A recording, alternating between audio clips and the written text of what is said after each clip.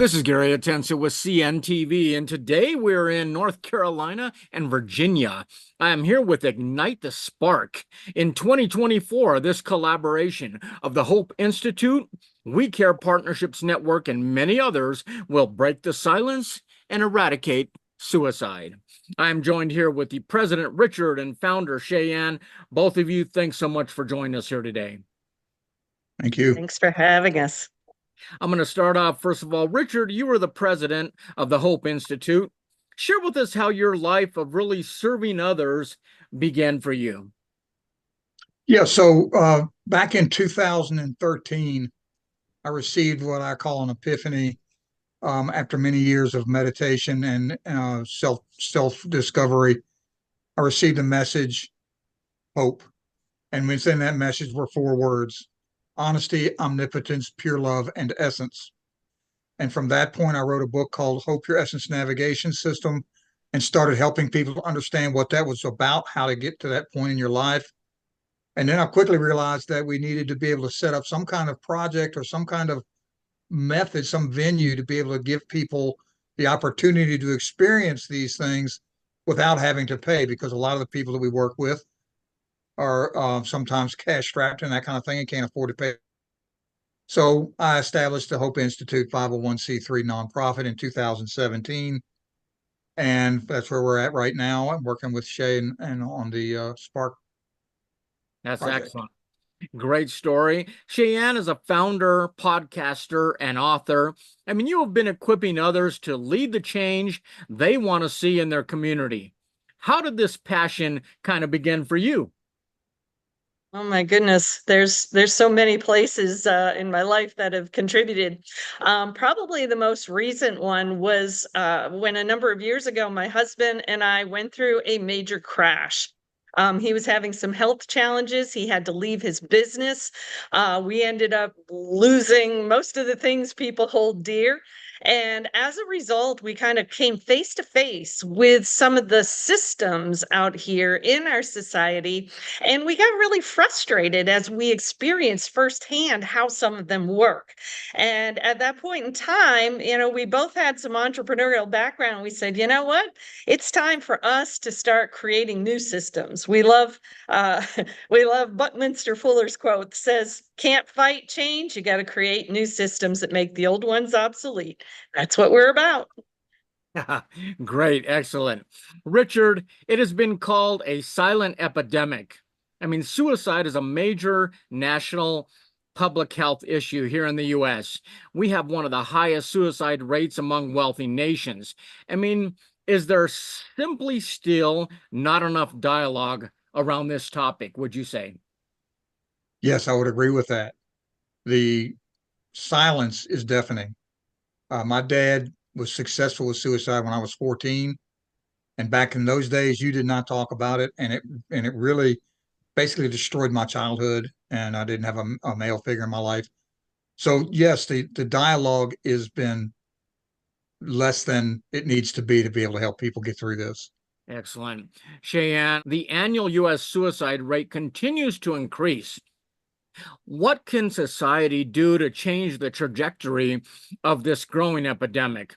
And is that really what Ignite the Spark really hopes to do? Absolutely.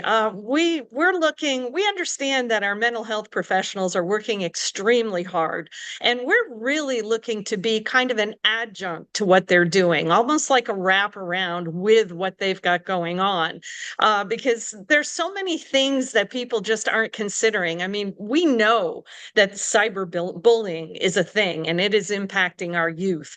We know that, some of the things that are happening on the internet in general are not good.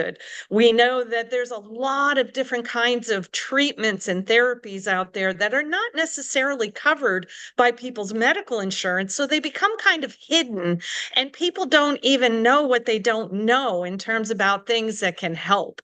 And then again, as you mentioned earlier, just getting the conversation going and bringing like-minded people together who want to create new healing communities, because that's another piece of what the Hope Institute is all about. And so we're looking to bring people together, get them out of their silos, and let's start to connect, collaborate, and create new solutions. Excellent. I mean, speaking of collaboration, Richard, Ignite the Spark is actually a collaboration of multiple different organizations. Why was it important for the Hope Institute to be involved in this? The Hope Institute is all about assisting people in need. That's what the charity was set up to do. And particularly with this Spark event, the suicide prevention is something that we all need to address. We need to step up now, save our kids, save a lot of different demographics of people who are doing the suicide. And that fits perfectly within our mission and merging our ecosystems together with other organizations to help get where we need to be. We've got veteran organization, we've got a homeless organization working with us, and several others. We've got the Envision Speaker Series, which is a talk podcast that highlights suicide. And so we've got quite a team going right now with our integrations to make this thing happen in our connect, collaborate, create. So, from the homeless to our veterans to, like you say, even our own kids, we have to bring up this awareness. Sheyenne is the founder of We Care Partnerships Network. You have members who are actively creating solutions in our community. Was Ignite the Spark a good fit, would you say, for that reason? Absolutely. When we started We Care Partnerships a number of years ago, it was largely because we had met so many creative entrepreneurs and small business owners. We feel that small business owners are some of the most creative problem solvers there are. And so bringing together people, small business owners into teams to, mastermind new solutions, I think is an important piece of what our society needs more of. I mean, Richard, for you, as you have shared, this is a personal mission to help others, as you have experienced suicide firsthand. Tell us how has really hit home for you and probably for many other people out there that have experienced this same kind of tragedy that you have. The need for the voice, the need to be able to provide a venue for people like myself who experienced this loss of someone close to me through suicide is absolutely crucial. The There is no other venue that I know of that would be as beneficial as having open dialogue, access, and addressing the societal issues causing suicide.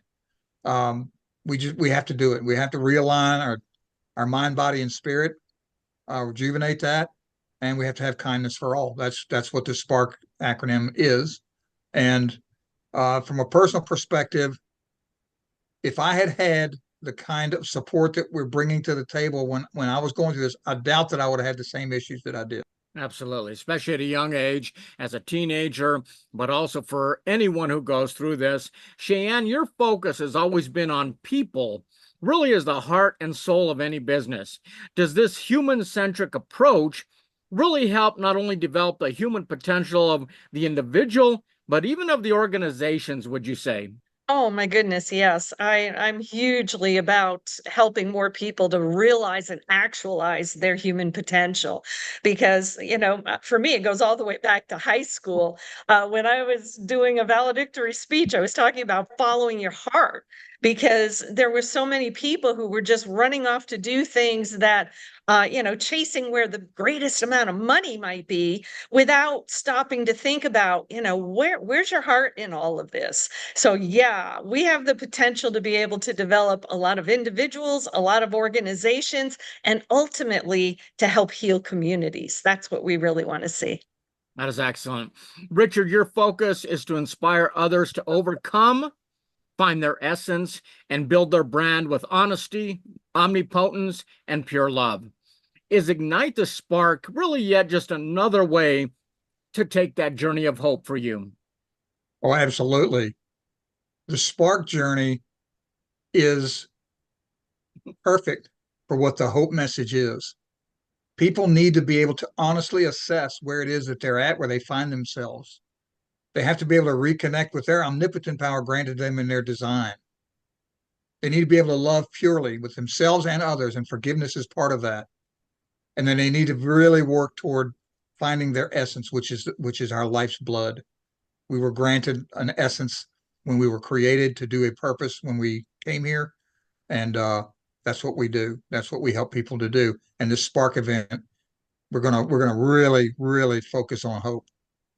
Great mission for all of these organizations that are taking part in this. Sheyenne, Ignite the Spark will launch now in 2024 with a benefit concert. Tell us with who and what will take place and how folks can get tickets. Absolutely. We're starting up August 9th with a concert by a young man named Chris Hendricks. And Chris is an amazing story all into himself. He was diagnosed very early in life with cerebral palsy. He was bullied growing up, and he has a mission to be able to go out here and provide music that's uplifting, help people understand their self-worth. And it's going to be amazing. So yeah, we do have a Hub website where all of our Spark activities are listed, and it's ignitethespark.co. People can register for the concert as well as the events that follow in September. That is great. Viewers, let's take a look at the bottom of the screen right there. What you're going to see is their website for Ignite the Spark. You will learn from speakers who have real-world experience. I mean, you can visit wellness practitioners who will provide new tools in body, mind, and spirit. I mean, together, we can build the energy towards new solutions. Once again, that is Ignite the Spark. Break the silence and eradicate suicide. This is Gary Atensu with CNTV, and if you don't know, now you know.